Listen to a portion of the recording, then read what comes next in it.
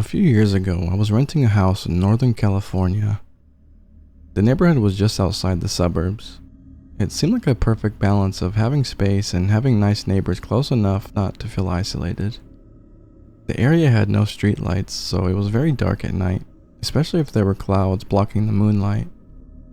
It didn't bother me though. It made my little house feel even more quaint on dark nights.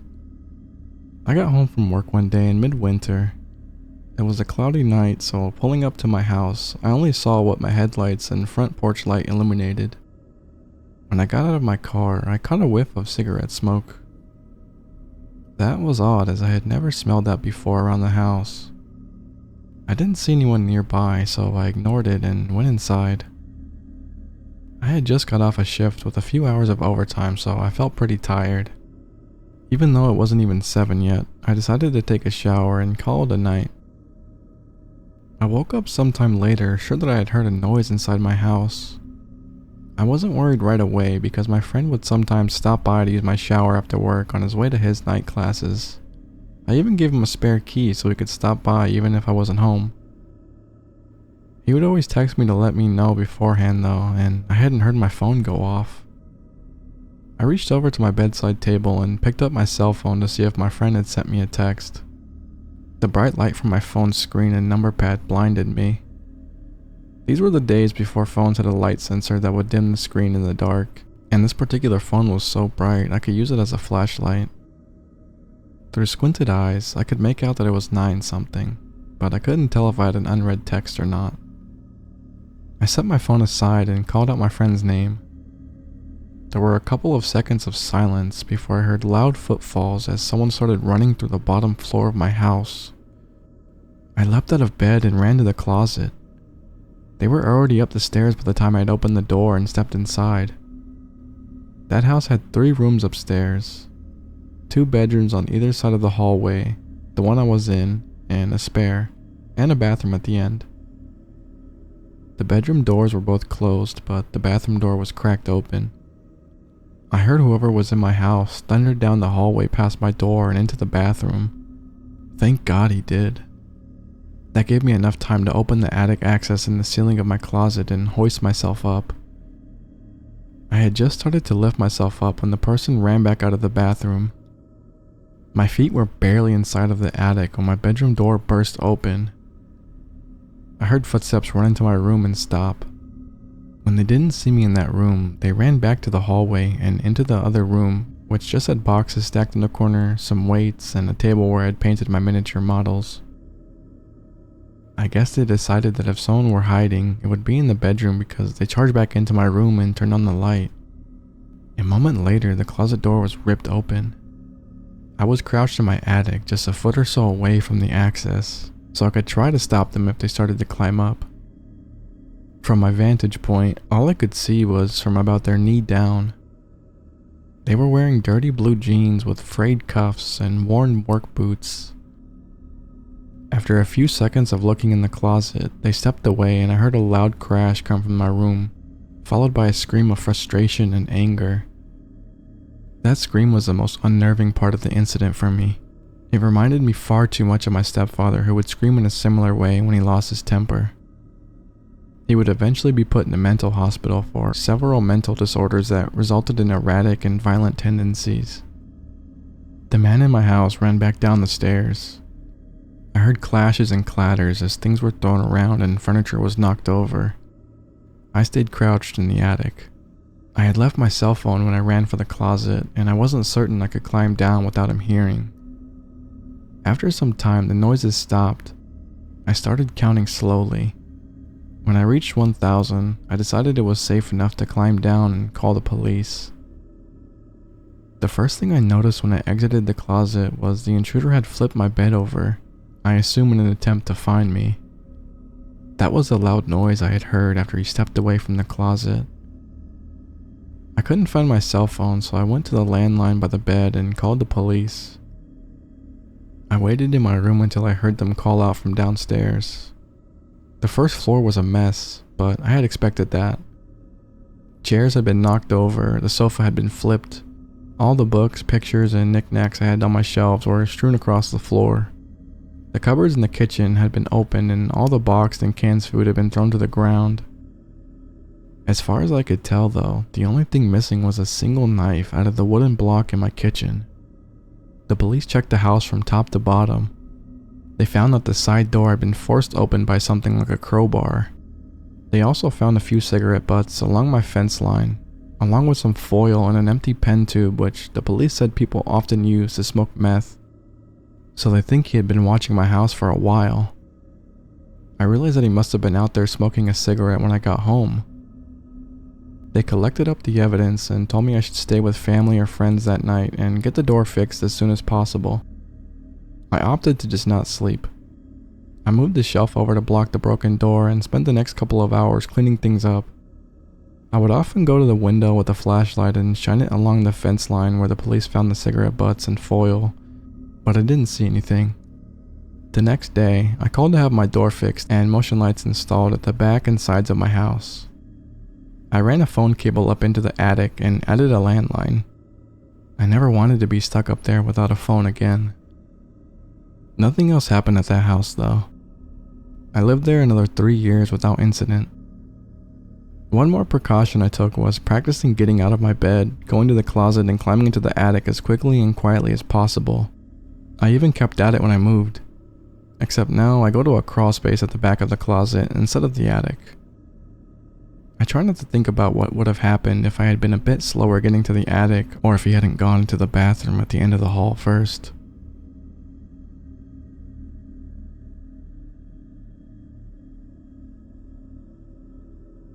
So last night I was at a classmate's house working on a group project we have due tomorrow. I live in an apartment in the town where our university is located, and my classmate lives at his parents' house, which is in the foothills just outside of town. In order to get to the house, you have to drive along a relatively secluded and narrow 2-lane road for about 5 to 6 miles. We started working on the project at about 6 p.m. and I ended up hanging around for a while after we had finished our working. So I left his house pretty late at about 11 and started down the road back towards town. I didn't realize how tough it would be to navigate the road at night. There were no streetlights and the road was unkept and riddled with potholes. On top of this, I had no cell service, so I had to drive very slowly to make sure I didn't blow out one of my tires, since I had used my spare a couple of weeks back. I figured I was about 3 miles from the house when I rounded a tight corner and saw a pickup truck with a camper shell parked diagonally across the road. The manner in which it was parked completely impeded my path and I couldn't drive around it because there was a gully on both sides of the road. The only way for me to go at this point was backward, where there was a pull-off that I could use to turn my car around.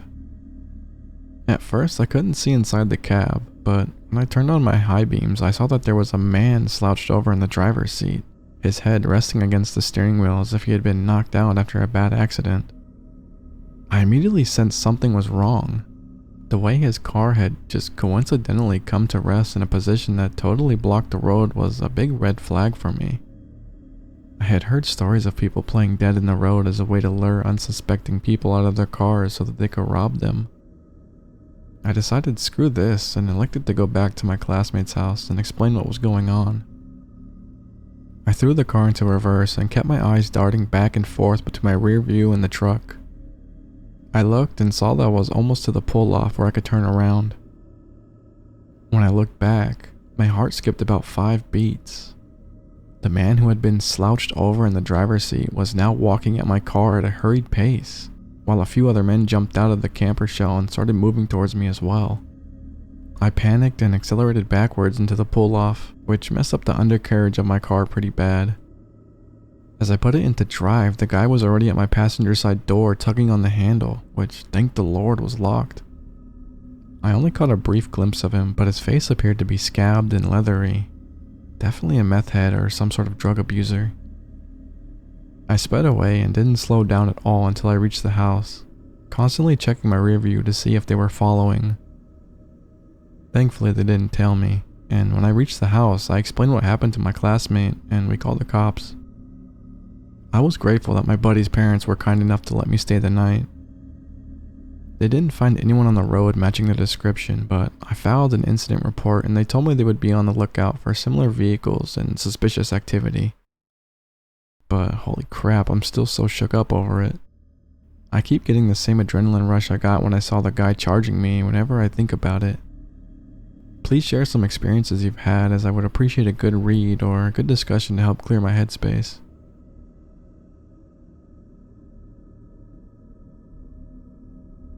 Early Sunday morning at around 5 a.m., I woke up to this violent banging and shaking on my door. I live alone on the second floor of an old apartment building downtown in a very small town. I've been taking Benadryl to sleep for a few months, and sometimes I sleep weird, so for a moment I thought, did that really just happen? And then I heard whoever it was start doing it again. This time, these super loud bangs like they're charging the door. That's when I realized both my fan and AC unit were off. The power was off. It stopped after the second time, and I heard someone stomp down the stairs, and I laid here processing what just happened. It's dead quiet without the fan, and I heard a guy's voice outside saying, "No, we were just walking." I'm still lying here motionless in fear and try to think of someone to call. A few months ago, my downstairs neighbor got my package by mistake and messaged me on Facebook about it after seeing my name. I've seen her a few times and I know she has these two absolutely ripped pit bulls, so I message her thinking she won't even see it till she wakes up. Nope. She immediately starts calling me. She says she saw the two guys come out of the building after trying her door, mine, and the person across the hall from me, and then tried to lie and say it wasn't them. She's already called the police at this point, and the intruders are gone, so I go downstairs to meet her and we find the breaker box door ripped off and all the switches off, which sucks because there's a camera outside, but our landlord said he's trying to back up the footage to see if it caught them. Our other neighbor wakes up. She had no idea it was happening. Finally, the downstairs neighbor got the power turned back on, and the cops showed up within like 20 minutes to get the statements. Apparently, the downstairs girl was awake the whole time and heard them trying her door, and her dogs were doing a low growl thing instead of barking. She gave them their descriptions. Cops haven't updated any of us yet. Some of my coworkers said it was maybe the TikTok trend where they kick the door in. Thankfully my door opens outwards, not inward, if that's the case. But I feel like cutting the power and trying to open all 3 units seems more like an actual break-in. I've barely slept since it happened, and I'm about to try now. To the 2 guys who tried to break in at 5 a.m., consider yourselves lucky you aren't being crapped out by a pit bull right now, and let's not ever meet again.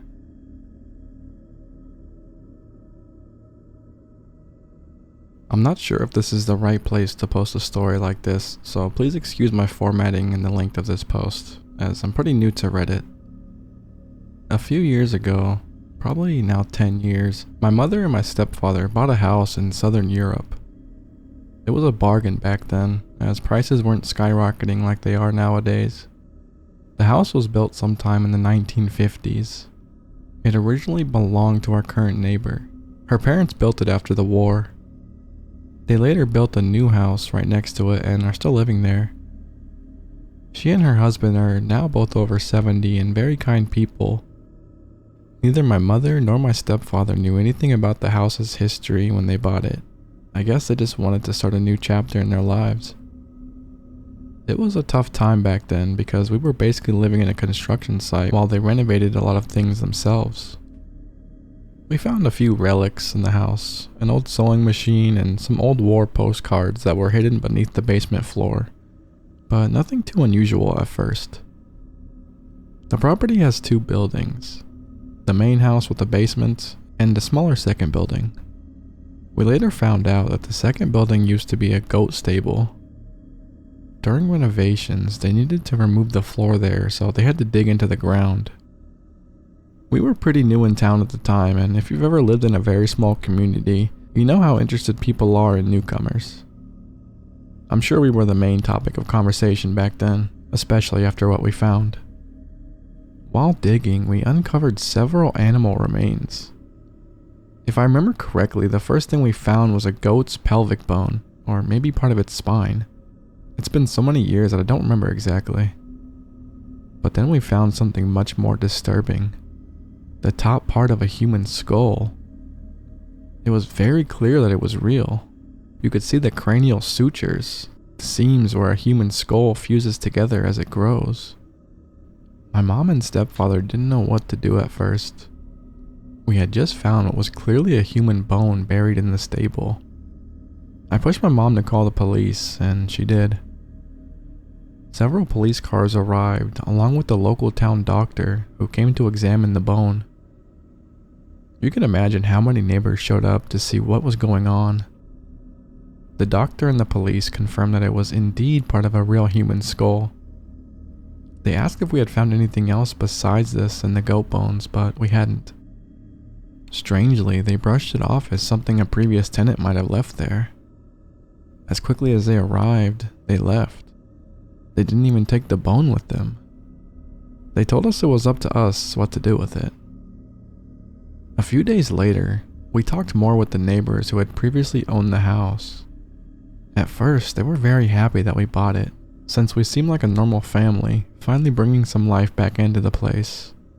But my mom wanted to know more about the house's history, so they told us what they knew. Some years before we moved in, they had rented the place out before eventually selling it. The tenants were, according to them, a very troubled family. They had a daughter who was well known in town. I don't know how much of this is actually true, but the neighbors claimed they were running some kind of brothel involving their daughter. I have no idea how long this supposedly went on or how many guests there were.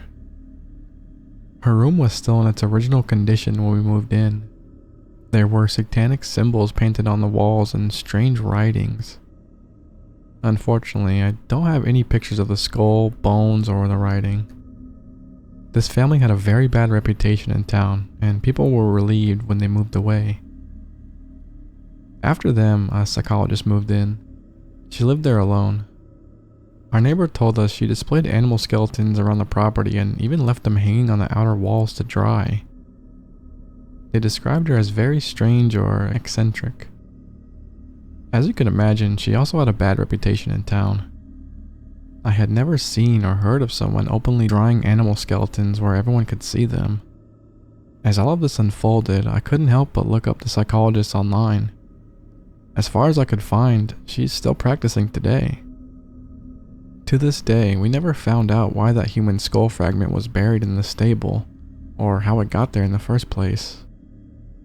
My mom once suggested that maybe the psychologist had ordered it from a university for study purposes, but we'll probably never know. This happened about 10 years ago. I was 11 at the time. Every now and then I still think about it because it's just so strange. I still don't know where someone could even order something like that, or why you would bury it in such a random place. I just wanted to share this story here. Maybe someone has an idea why someone would bury something like this, and where a person could even obtain a human skull fragment. I guess it's just my curiosity. Also, maybe it's a good idea to mention, the skull fragment was cleanly cut, like it was made with some sort of bone cutter. I think everyone has seen a movie where the top part is missing and the brain is visible, kind of cut like such a scene. I found a complete real skull for ordering in Switzerland. The top part is also cut like this one. The only difference are the screws that hold the skull together, which were missing on the thing we found.